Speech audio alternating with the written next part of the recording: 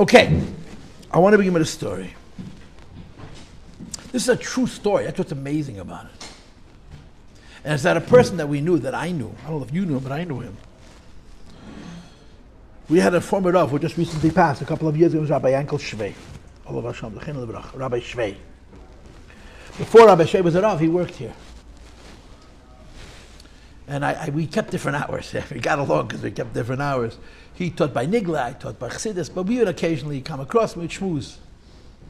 He was a very refined man. I think the most precise definition, everything about him was soft-spoken. What you didn't know was that he was strong as a lion. He was physically very, very, very strong. But he was very, very gentle. His demeanor was very soft. He grew up in Finland. He didn't grow up in Russia. There were 3 brothers. They were all G'daylim, Mamish. I heard that when his mother, her name was Bunya, would come into the Rebbe would stand up for his mother. Because she raised 3 big Talmidei Chachamim. The oldest is gone 50 years now. His name was Baruch Shalom. They said the older they were greater they were, yeah.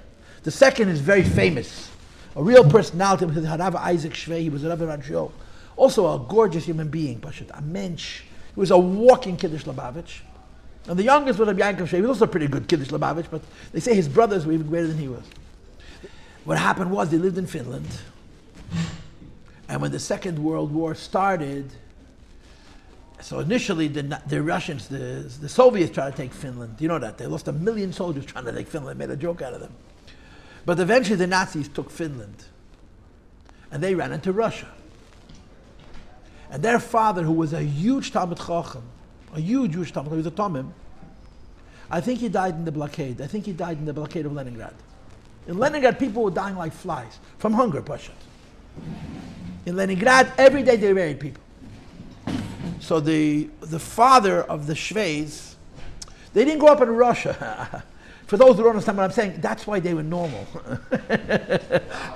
No, it's true. If you grew up in Russia, you were a nut. You grew up with fear. You grew up with fear. My father grew up in Russia. They have fear. The Shveis spent time in Russia, but they weren't born in Russia. They were born in Finland, which is a normal country before the Second World War. They went into Russia because of the war. And Rabbi Shvei, who was the youngest of the 3 brothers, was also older than my father by a few years. So they had normal childhoods, you know what I'm saying? Anyway, so they were in Leningrad in the beginning of the war, until a certain point. They spent time in the blockade. There was Pashat hunger, but you're starving from hunger. So the father passed away, the 3 boys and the mother survived. Towards the end of the war, they went south. They went to Asia. That's how I understand it. I could be wrong, that's how I understand it. Finland and Leningrad. I was in Leningrad 35 years ago. I stayed in a hotel called the Baltiskaya Hotel. You looked out our back window, you saw Finland. That's how close it is. You could literally see the Finnish coast. It's across the Baltic Sea. It was so close you could see it. So they spent time in Leningrad. And then they moved to Asia, to Samarkand, because she wanted her children to have chinuch. And they ended up at Achei Temimim. They ended up learning at Achei Temimim. Her husband was a Lubavitcher. Her husband learned in Lubavitch. But they were living in Finland. And then they ended up back in Russia. So she had 3 sons. The oldest was Baruch Shalom. They say he was a Goan Olam. He passed away in 1970. He passed away 50 years ago. I remember when he died, he was a very young man. I was only 8, so I remember.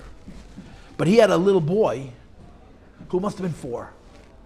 That little boy must have been 4 then, is in his 50s today.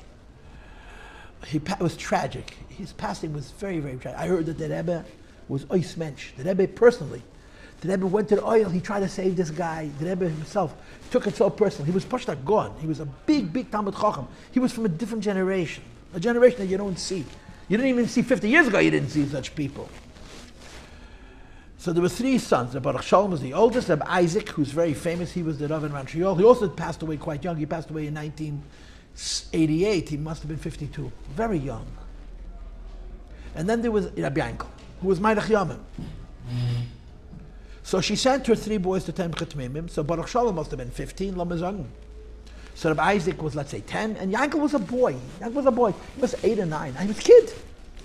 But she sent him off to learn in yeshiva, and he probably stayed in somebody's house. I mean, you understand the accommodations. It wasn't exactly a dormitory, you understand. It was under the nose of the Soviets. And she told him, Ich will kommen. It's an unbelievable story. I mean, this story is a piece of Jewish history. I will come. She said, I'm going to come visit you. A kid said, it took her months. She was living in Leningrad. You know how far away Leningrad is from Tashkent, from Samarkand? It's thousands of miles.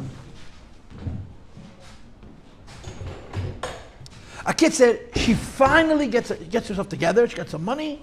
She puts herself on a train and she goes to see her kids. She gets off the train on a random night at 11 o'clock at night. Listen to the story. The story is unbelievable.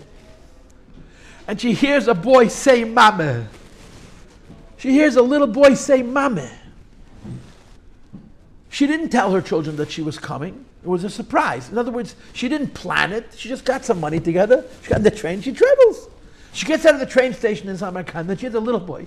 She turns around and it's her own son. Now, what was the likelihood that this Yankel would show up that night in the train station? What's the likelihood? What's the chances? It must have been 6 months since she sent him to yeshiva. So she says to him, Yankel, what are you doing here? So he said to his mother, Ma, you said you'll come. You said you'll come, I believed you. So I don't know how this happened. Let's say there was one train from Leningrad a week. He would go to the train station and wait for his mother. His mother didn't come. So again, I don't know how often the trains were, but the poor kid waited for his mother to come. He waited for his mother to come. But what's amazing about the story was, and this is the point that I want to make, he never lost hope. You're in the middle of a war. People are dying like flies. People are literally dying like flies. People are dying like flies. You know, my father spent the war years in Siberia. Spending the war years in Leningrad is very, very far north. And spending the war years in Siberia is quite similar. In the north, there was hunger, but there was no disease. People didn't die from disease because it was too cold. The bacteria were frozen, you understand? In the south, in Asia, that means in Samarkand, in Tashkent, in these places, there was both hunger and disease because it was warm. So more people were dying. In other words, a higher percentage of people died from hunger in the south than died. I mean, Leningrad was under a siege for 1,000 days. There was nothing coming in and out. The Germans played a siege to Leningrad, and they had to make a water bridge to bring the food across. People died in the millions in Leningrad, I think in the millions. There's a chassid by Rebbe Heshka Dubravsky, Alav Shalom. He was also, I don't know how, but he was actually a very normal person. He loses his father, he loses his mother, he loses his brother, he loses his sister. By the time the war is over, he lost everything. Everything. There was nothing left except for him. And how old was he? He wasn't 50. He was 15. Now how do you not snap? Just watch people die because there's no food. There's no assessment. A kid said, but this is the story with Yankel Shvei. This story, I think, is almost the story of the Jewish people. It's such an unbelievable story. It's an unbelievable story. Now, why am I telling you the story? I'm telling you the story because we're learning Haidu. That's what we're doing. And for those who want a copy of the Siddur, they're sitting right here. Please come and take one. Okay, we're holding number 42. It really should be 43. I'm missing a number. There's 51 psukim in Haidu. I made one mistake. But in your count, it's 42. It's really 43. We're holding where it says, now, as you know, we divided up Haidu into 3 parts. I didn't divide up Haidu. The first divided it into 3 parts. The first 2 parts of Haidu were said in the Beis Hamikdash. One in the morning, one in the afternoon. The third part of Haidu doesn't exist. The third part of Haidu was created. The third part of Haidu is literally a pasuk from one place and another place from all over Tehillim. It's an artificially constructed kapitel, and I always tell you, in our daily davening we have 3 like that. The last third of Haidu is an artificially constructed kapitel Tehillim. The whole Yehi Chavay is not a fictionally constructed kapitel, and the second half of Volotzian is also an artificially constructed kapitel. And I made up a pshat. My pshat is that the kapitlach Tilim written by David HaMelech, and the kapitlach Tilim written by David HaMelech to represent all kinds of situations. But some situations were so bad, David did not anticipate them. So he didn't write kapitlach Tilim for those terrible situations. I just want to tell you something interesting. The Rebbe's kapitel, which we started saying this year off Nissen, which is all of 4 psukim. I managed to have 4 classes on 4 psukim. That's genius of one type or another. I'm not going to tell you what one and the other is, but 4 classes, 4 psukim. It starts, Elecha nasosius einei hayeshu b'shmaim. I raise my eyes to you. It says in the Kesed, it says in the commentaries, David HaMelech wrote this kapitel for Golos. David HaMelech lived, not before the Beis Hamikdash was destroyed, he lived before the Beis Hamikdash was built. Before the Beis Hamikdash was built, David HaMelech lived. And he's writing a kapitel Tilim for what's going to be after the Churban of the Beis Hamikdash, which hasn't even yet been constructed. But there are some distances that David didn't see. In other words, how bad Golos could get. So the Gedolei Yisrael, the Go'onim, whoever, took psukim from Tilim. They didn't make up their own prayers. But they constructed new kapitel to represent those very, very difficult times. And that's what we're learning. Beginning more or less from V'hurachim. V'hurachim, which is line 32. Technically, it's really Reimamu, which is line 30, but the Reimamus are connected still to the Beis Hamikdash. From line 32, V'hurachim is the Golos part of Haidu. That's how I'm teaching it to you. And we've had 3, within the Golos part of Haidu, we've had 3 parts so far. Number 1, that the Eibishter looks at us through very good eyes. When the Eibishter looks at Yidden and Golos, he really is very, very benevolent. Why? He knows what he did to us. He messed us up, gefährlich. And he understands it. That's why V'hurachim Echaperav, and the Eibishter forgives. He understands what he did. This is number 1. Number 2, we have to do things in Golos.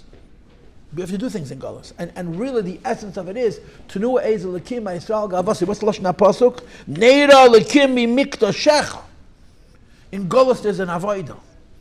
And as painful as it is, part of the avodah of Golos is Al Tikim Mikdoshecha, Al Melukudoshecha, the avodah of Mesiras Nefesh Al Kiddush Hashem. Mesiras Nefesh. Kiddush Hashem. So in this Golos part of Haidu, the first few psukim describe how Hashem is very understanding and generous and kind and loving.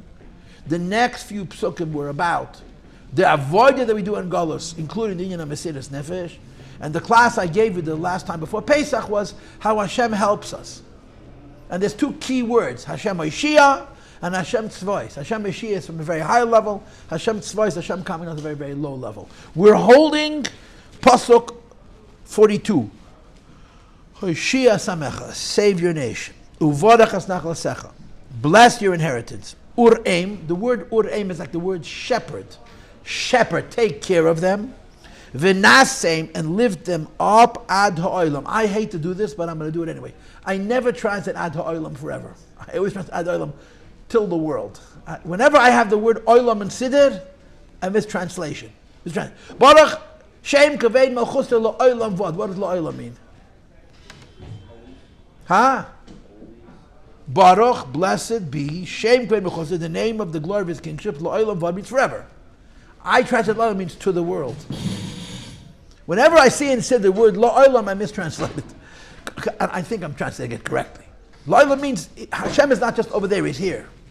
So when it says here, ad ha'olam means forever. That's how we translate it in English.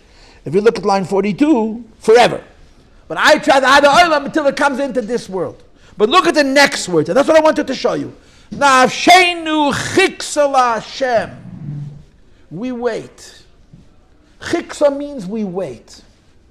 And you know what wait means? We never stop waiting. Think about a 9-year-old kid showing up in a train station. How many times did Rabbi Shvei come to the train station and be disappointed? Let's say that he was away from home for 6 months. And let's say that it was 1 train a week from Leningrad to Samarkand. He must have gone 20 times. But he went the 21st time. Because if his mother told him she was gonna come, she was gonna come. She was not gonna disappoint her. That's like nafshenu chiksa. We wait. It says in one of the Rishonim, it says Sefer HaTamid, and we never stop waiting. We never stop waiting. That's like nafshenu chiksa. We wait, we wait, we wait. Keep reading. La Hashem for the Eibishter, huh? Ezreinu Maginenu. Ezreinu means he's our help, and Magenu means he's our shield. Okay, now look at the next pasuk. Kiva yismach libeinu. In him we bring joy to our heart. Ki v'shem kodshe v'tachnu. In his holy name we trust. And look at the next pasuk. Yichastoch Hashem aleinu. The kindness of Hashem should be upon us. Kasher yichalnu lach. The word yichalnu also means to wait. Look in the English translation, line 45.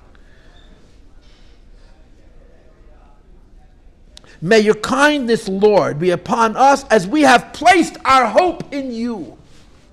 You see, so these 4 psukim, the way I'm teaching them at least, the preeminent point that I want to focus on, although at Kamar I give a different version of this class, is that we're talking about Golus. And we're talking about that Hashem likes us in Golus. There's something we have to do in Golus. Hashem helps us in Golus. And in Golus, we wait. The Jews never stop waiting. The Jews never stop waiting. The Jews never stop waiting. That's the meaning of the words Nafshenu Chikso, and that is the meaning Kashe Yichalmu. I'll tell you a powerful thing, okay? I'll tell you a powerful thing. In fact, it's very powerful. Now, I remember this, but I don't remember it.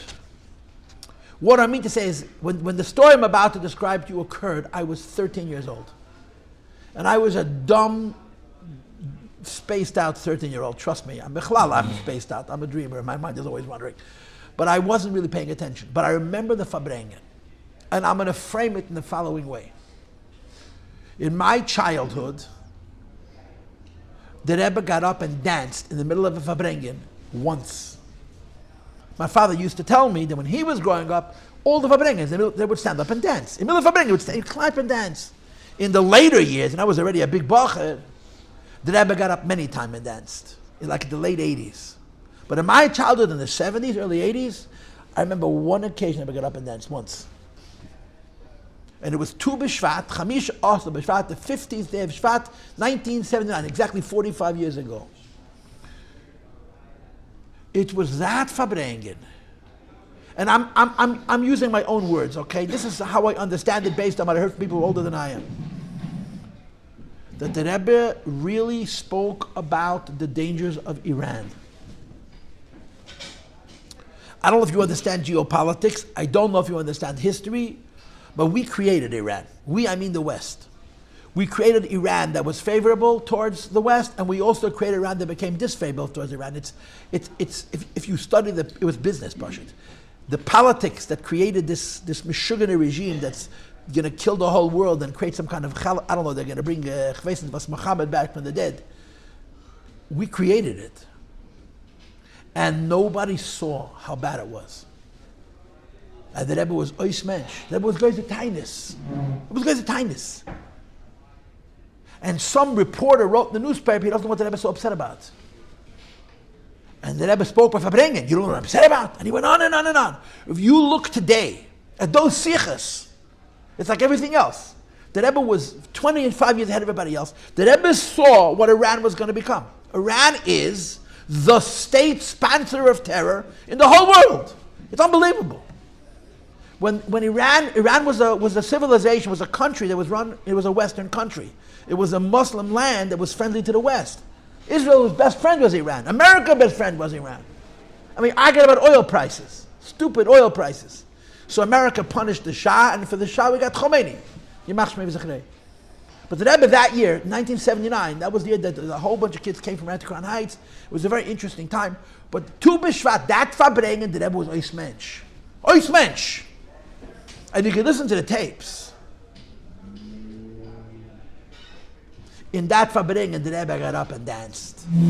I vaguely remember. I mean, I've seen the videos many times, but I think I remember when it happened the first time. What did the Rebbe say? I'll tell you two things that the Rebbe said at that Fabrengen. But I'm going to tell you the more shocking thing first.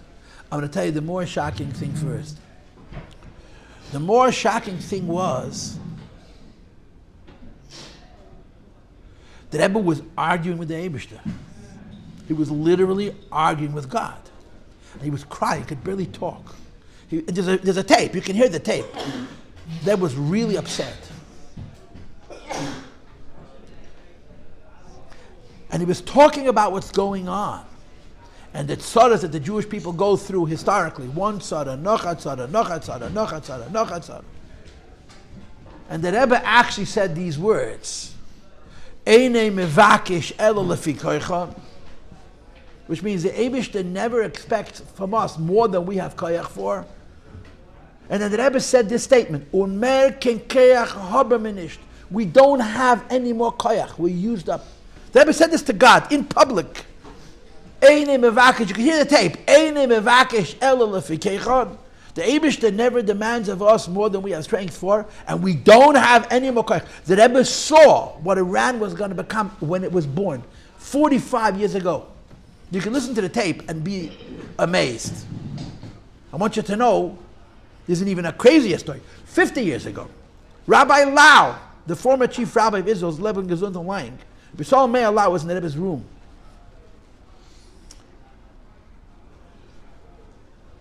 And the Rebbe asked him a question.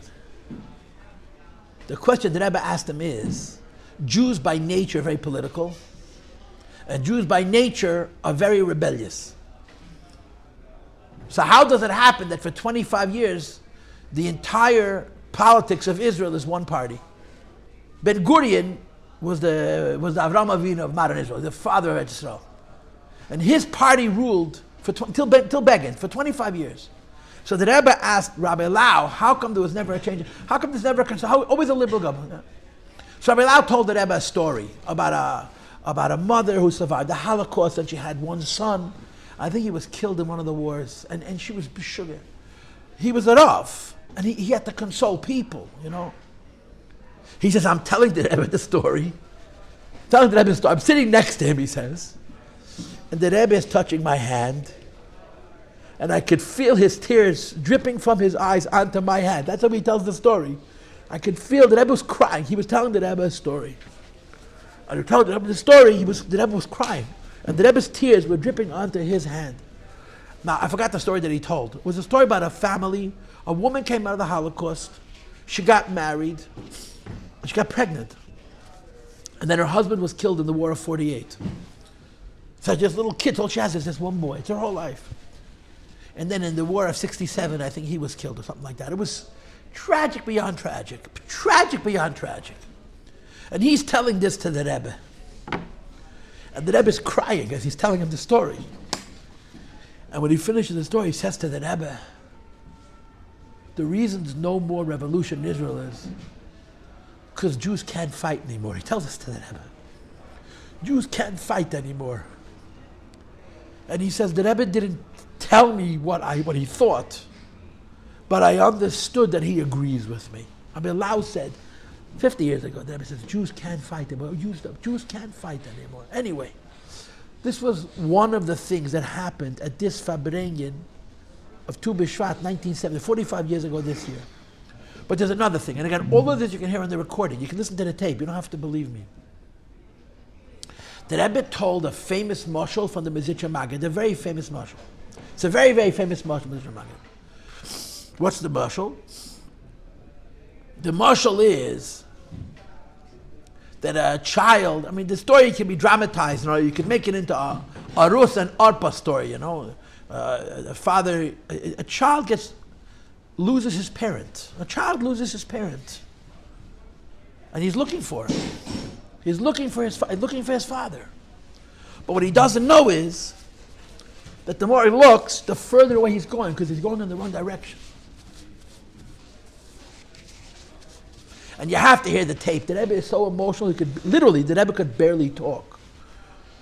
And the Rebbe says, Sonntag gesucht. Sunday he looks. Montag gesucht. Monday he looks. Dienstag gesucht. Tuesday he looks. Mittwoch gesucht. Wednesday he looks. And the Rebbe says, how much can you look? How much can you look for your father? How much for your father? And then the Rebbe says, and at some point, the son stops looking for his father, the Rebbe said. The son stops looking for his father. And the Rebbe said, and that's when the Golus begins in earnest. And the Rebbe broke down. The Rebbe said, you can hear the tape. The Rebbe said, and that's when the Golus begins. The Rebbe got so upset. The 4 lines of Hoide we're reading today are describing Golus. What we're describing is, the Jews, this says in Rishonim, I'm not making this up, I'm just telling it to you in English. We never stop waiting. We never stop looking. And that's what it says. We're lining 42, 43, 44, and 45. I'll read it together with you. Hoshia esamecha. It means Hoshia means save your nation, your people. Uvarech es nachlasecha. Bring the bracha to your inheritance. Ureim, that means shepherd them, give them food. V'naseim, and give them, lift them up. Ad ha'olam, forever. But ad ha'olam means, the way I translate it is, until you could see it in this earth. It's not esoteric, it's not mystical. Ad ha'olam, till in this world you see that the Eibishter is Zeroya and Menaseh es Yisro. And then we say, Nafshenu, our soul chiksa, waits, and never stops waiting.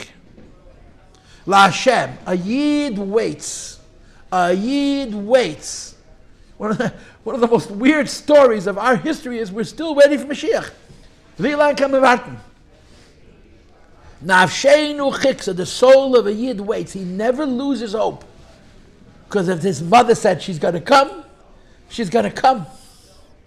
La Hashem, for the Eibishter, Ezreinu Maginenu, he's our Ezer, he's our help, he's our Magen, he's our shield.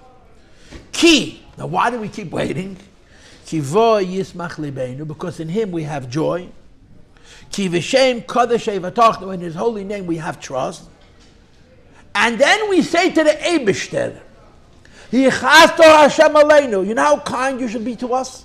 You know how kind you should be to the Jewish people? Just as hard as we waited for you, that's how kind you should be. Such are these words. Your kindness should be upon us, to the same extent that that we continue to hope, that we never stopped hoping. These are 4 psukim that they're an argument that a Yid makes to the Eibishter in Golus. Okay, now there's these 4 psukim you can study. There's a lot of nuances. Okay, let's start from the beginning. Okay, I'm doing pasuk 42. Yeah, the Jewish people are called by 2 different names. They're called Am, the nation of Hashem, and they're called the Nachla, the inheritance of Hashem. What is the difference between calling Yidden Am, the nation of God, and calling Yidden Nachla, the inheritance of God? And I'll explain to you very simply. Okay. There are all kinds of relationships, right? There's a relationship between parents and children. There's a relationship between siblings and one another. And there's a relationship between a husband and a wife. Listen carefully. What are the difference to a relationship between parents and children, brothers and sisters, children and parents, and a husband and a wife? The difference is, one is a natural relationship and the other is an artificial relationship. The relationship between parents and children is genetics. The relationship between one brother and another brother, a brother and a sister, is genetics. A husband and wife are not allowed to be closely related.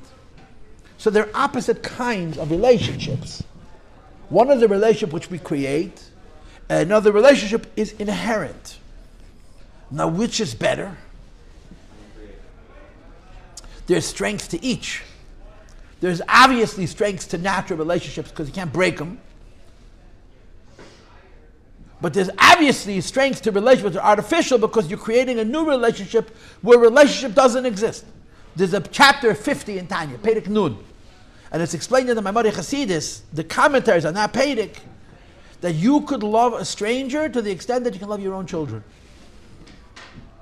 Even though loving your own child is really loving a piece of yourself, it's possible to develop a love for a stranger like the love you have for your children, and the mashal that they bring is a husband and a wife.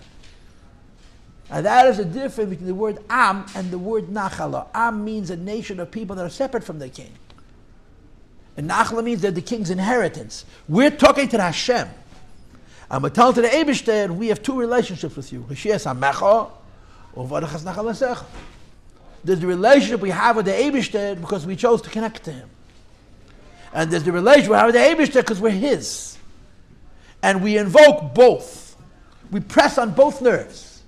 We say, you should look after us. Give us Yeshua. Give us Bracha. And you can study the word Yeshua and you can study the word Bracha also for both reasons. We come to the Eibishter and we say, Eibishter, we're special to you because we earned it. We're special to you because we're yours. And we don't give him a choice. We say both. Love us because we chose to be your nation. And bless us because we're descendants of Avraham Avinu. And because of both of these relationships, we say, Urim Venasim. Urim means give us parnasa, feed us, take care of us. And Venasim, raise us up, lift us up. Ad ha'olam, like I said to you before, ad ha'olam doesn't mean until forever only. Ad ha'olam means looks that way in the world. Right? You know, this actually happened. A bacha goes on Mivtzayim, and he says to a man or a woman, are you Jewish? And he says, unfortunately, yes. The next week he goes on Mivtzayim, he goes over to a man and says, are you Jewish? And he says, unfortunately not. Both true stories. That's which is true. Is unfortunately yes, unfortunately not. It's both. Being a Jew is so special, and being a Jew is a pain in the neck. That's the nachalo, and that's the amcha. We choose to have the relationship, and the relationship is inherent. And therefore, it says the Eibishter give us ureim means give us parnas, what we need. But nasim, lift us up. It should look that way. If we're the special nation, why does it look? Why is it so confusing? Why isn't it clear to the whole world that the relationship of Yidden is special? The truth of the matter is, anybody with an open mind, I mean, I've said it to you 1,000 times. If you are a goy, lahavo, and you look at the world objectively, you have to say that there's something about the Jewish people that you can't understand. The Jews are so successful because they're smart, really? Jews are successful because they're talented, really? Jews are just a blessing wherever they go. It's amazing. The countries that the Jewish people live in are the richest. The Jews move, they become impoverished, and the country they move to next become rich. Wait, it's coincidental? You think Yidden are such big Chevrolet? Hashem loves Yidden. And Hashem blesses Yidden. They're just a blessed people. And yet everybody hates us. And what's the worst of all, it's not just everybody hates us, we manage to hate ourselves. That's a special Jewish trick. It's a mitzvah. Why? Because it's confused. It's not clear. It's not explicit. That's the Urim V'Nasim. Provide for us, but Nasim is lift us up. And then we say, Nashenu Chik, so we wait. A Yid waits. A Yid waits. A Yid waits. And this is the greatest thing about the Jewish people, our hope. Our hope. Think about it. Think about it. You know, this is one of my cynical jokes. Who's the 8th Lubavitcher Rebbe? Anybody, who's the 8th Lubavitcher Rebbe? Depends what day of the week it is. But today, the 8th Lubavitcher Rebbe, I can't even remember his name, is Viktor Frankl. What makes Viktor Frankl the 8th Lubavitcher Rebbe? He wrote a book in psychology, which the Rebbe agreed with. So if the Rebbe agreed with his book in psychology, then it's Chassidus. It's not Chassidus, it's psychology. Lubavitchers tend to simplify everything. You know Viktor Frankl's story? I never read his book, by the way. Huh? No, but I'm not talking about that. I'm talking about why he wrote the book in the first place. He wrote a book called Man's Search for Meaning. And he spent his whole life defending his position.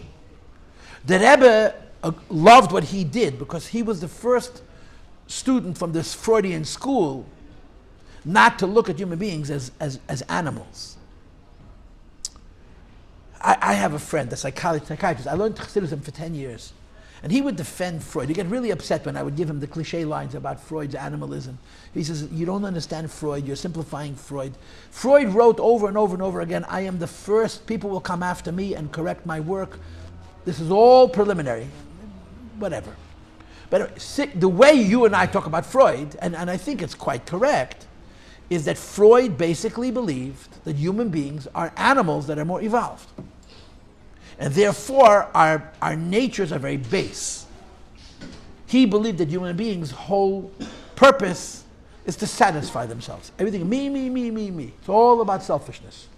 And forget, the more banal it is, the more base it is, the lower it is, the more we enjoy it. And that's why his psychiatry, his philosophy that comes from his psychology really presumes that people are perverse. They're low. They're animals. And he was the father of psychoanalysis, so all of his students went in his derech. Now, of course, he has famous students. I don't know anything about this, but personalities like Jung and others, they sort of went off in different directions. But there is, to a great extent, a sense that human beings' whole reality is selfishness and animalism and short-sightedness, and then you're supposed to say the mandatory blah, blah, blah, blah, blah. Viktor Frankl was a student of Freud. I mean, he probably saw Freud, he knew Freud. Freud died in 1941. Freud lived in Vienna, but he moved to America because of the anti-Semitism. Frankl may have known him. Frankl was married with children. Frankl had a Jewish wife and a Jewish children before the Second World War. They were all killed in the Holocaust. He survived, he came out of the war, married a Catholic woman. When you went into Viktor Frankl's house, it was like a church, full of decorations, Catholic symbols. He was an atheist, a Paltiel, but his wife was very frum. When he died, his wife said that every day he put on film such Maisol, I think. But that's adjacent that he wasn't a very religious man. Huh? So that's what I heard. He put film every day. But he didn't associate with Jews. He didn't want to be anything with the Jewish community, nothing doing. After going through the Holocaust and spending several years in the camp. See, he belonged to the school of thought that said that everything is evolution, right? What is evolution predicated on? Selfishness. Why am I here rather than the other guy who's my ancestor ate? Because I'm more selfish, I'm more aggressive, I'm tougher, I'm stronger, I'm more ingenious, whatever the particulars are. But if you believe in survival of the fittest, if you believe evolution in the strictest sense of the word, you have a very, very, very negative worldview. Anyway, he was in Auschwitz. And while in Auschwitz, he was studying what he was seeing. And what did he learn? He saw who was more likely to survive and who was less likely to survive. And it was clear to him that the more selfish you were, the less likely you were to survive. The less likely were you to survive. The more you had a worldview that was about goodness and about helping people and about hope, the more likely you were to survive. In other words, in Auschwitz, he had a laboratory of thousands of Jews who he studied he was himself a captive, an inmate in Auschwitz. And he saw clearly that the Jews who survived are the ones who had hope. The Jews who survived, who were the Jews who saw outside of themselves, an external locus of control, it's called, rather than interlocus of control. So he came out of the war and changed his whole philosophy of life. He was a psychoanalyst, he was a psychiatrist, he was a very brilliant man. But he wrote a book disagreeing with the entire establishment, which was that human beings are animals. And he wrote, human beings are not animals. I'm a witness. The animals died. The only ones who survived are the ones who have a higher purpose. In other words, he was basically arguing what you and I would call a neshama. He was arguing that there's something about human beings which you cannot explain as just an ape that's evolved more than a chimpanzee and an orangutan and a gorilla. There's something about us that makes us categorically different. We call it a neshama. We are special because we're connected to the Eibishter. One of the symptoms of that specialness, there's a lot of symptoms of specialness, is hope. Optimism. We have a deep and basic positivity about us. That positivity is it's the opposite of evolution. But what is evolution? Evolution is fatalistic. Evolution is very fatalistic. It's about survival. I have to stay alive. I'm going to stay alive, I'm going to steal from you rather than you steal from me. That's evolution. This notion of hope, of goodness, let alone kindness, is the enemy of evolution. So when he wrote this book, they wanted to kill him. Because he was an apokaitis against the apocalypse, as it were. You see what I'm saying? That's what Viktor Frankl did. He watched it in the war, and he says, I changed my philosophy. No. Human beings, if a human being wants to be happy, he can't just satisfy his pleasures. He needs to have meaning. Man, search for meaning. That's the concept. You have to have a higher purpose. And one of the most basic characteristics of that purpose is hope. And that's the meaning of this statement, Nafsheinu chiksa. A Yid waits, a Yid waits, a Yid hopes. He never stops waiting. He never stops hoping. Nafsheinu chiksa, we wait for the Eibishter. And we trust and we know that forever, as Reinu Maginenu, Eza means he's our help, and Magin means a shield. The Eibishter is our help, and we wait. And a Yid waits, and a Yid waits, and a Yid waits, and a Yid waits. How much are you going to wait? And a Yid waits. Because a Yid has a soul. I mean, human beings have souls, but a Yid has a special soul. Every human being has this. But Yidden especially have hope. I have this idea. Years ago, I would call it the Anne Frank syndrome. What Anne Frank syndrome is? Put a Jew in the worst situation, and he'll find a good way to look at it. Put a Jew in a wonderful situation, he has to find the problem. If life is good, a Jew doesn't know what to do with himself. See, he looks for problems. And that's the worst. When there's no problem, you make up artificial problems. Artificial problems you can't solve because they don't exist. But Jews are funny people. They're amazing survivors. But don't make them survive. Teach them how to live, they know what to do. You make a Yid's life good, he's always mensch. Why? I gotta survive. I gotta be positive. But it's good. So something is wrong. Something is wrong. There's got to be a cloud to this silver lining. There's got to be something bad about my life so that I have something to overcome. It's a funny thing about Yidden. I always say to people, Jews are very good as dying as Jews. We're very bad living as Jews. Which is why the minute the Jews become rich and comfortable, they become frei. We know how to survive. Living is hard for us. Living is hard. Now, Yid waits. He waits and he waits. He believes. And we tell this to the Eibishter. We're waiting. Why do we wait? Because we have joy from the Eibishter and we have betachon from the Eibishter. Rabbi, this same Yankel Shvei, who I mentioned before, told me once a story. It's an alte chassidische taida. It's a word. That, the story about the Neshamas HaTayis. The wrong person doing the wrong job. The very, very, very rich man who's helping the Balagola pull the horse out of the mud. And the very, very poor man who invites all the people to his house for guests. You know what I'm saying? The rich man should have the guests, and the poor guy should schlep the horse out of the mud. So the story goes, there was a very, very poor man, and he was always inviting guests to his house. And people were weird. He looked like he was threadbare. He wasn't look very good. And the people said to him, You're inviting us to your house. You're going to offer us a Shabbos meal. Yeah, you have what to eat in your house. He says, "Yeah, ich hab zwei ki." It's a Yiddish. I have two ki. Ki in Yiddish means cows. Ich hab zwei ki. I have two cows. Okay, two cows. Two cows is a lot of milk. But some there's what to eat. They come to the guy's house. There's nothing to eat. So you say, "What happened to the zwei ki?" See, he says, 44. Ki vo yismach lebeinu, ki v'shem kotche v'tachnu. Those are his two keys. Yiddish ki means a cow. He didn't have two cows, he had two keys. From the Eibishter, ki, because the Eibishter we have joy. Poor people, you can't eat. From these cows, you're not getting any milk, you understand? Ki vo yismach lebeinu, because in the Eibishter we have simcha. Ki v'shem kotche v'tachnu. From the Eibishter's shem we have v'tachnu. And this you could elaborate on this, right?